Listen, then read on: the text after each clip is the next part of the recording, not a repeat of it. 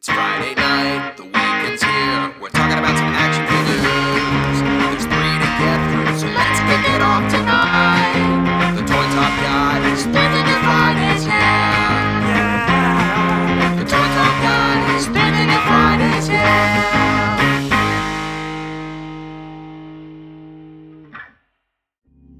Tomahawk. Swamp Thing figures by Kenner. I'd be willing to bet more people better remember the toy line over the cartoon series it was based on. Certainly didn't last very long, but we were left with some awesome figures. Tomahawk, who was an ally of Swamp Thing, wasn't one of those awesome figures. He looked like a washed up Rambo of sorts, and came packed with that signature Kenner crossbow. How many times have we seen this thing? Check him out in the cartoon discharging it. He's straight up firing a plank of wood, and I'm all about it. But I'm going to get you out. I remember picking this guy up in one of those dollar bins in front of KB Toys, and I asked my mom if we could get him. She picked up an Anton Arcane Unmanned figure and said, "This guy's cooler. Tomahawk's boring." I was laughing the whole way home, and I'll never forget it. It's a good memory. Easy Out. This is a deep dive, and I don't expect anyone to know this person. Zany Zones were gross-out minifigures that pegged into little cars which, when pushed, performed little action gimmicks. Easy Out, what a play on words by the way, is obviously baseball-themed. He drives a large baseball glove, I use the word drives very loosely, and it bats the most miserable-looking baseball back and forth. These guys were also interesting to me.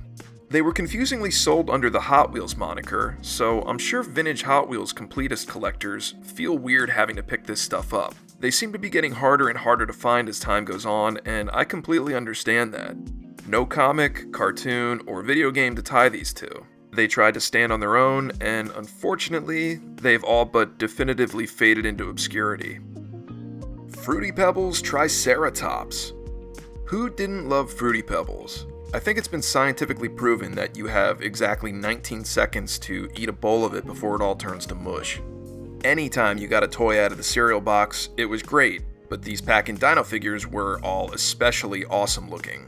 They're all very Hanna-Barbera-esque, and they look like they could be background characters in the Flintstones. Speaking of which, isn't it incredible that Fred and Barney are still pushing their Pebbles to this day? How many other novelty cereals picked up already established heavy-hitting cartoon characters and converted that cereal into a staple of the breakfast cereal aisle? The answer's none. By the way, these figures are currently pretty inexpensive on eBay, so I'd pick them up if you're a fan. Also, if you still have pencils in your house, I don't recommend trying to use these as an eraser. But they certainly look nice next to other erasers. Did you ever like these, have these, or want any of these guys? Let us know, and be sure to tune in future Fridays for 3 more figures. If you need more Toy Talk Guys action, check out our other videos, and please be sure to try out our podcast. Just search Toy Talk Guys in your podcast app of choice, or click on one of our links in the video description below. Thanks for watching.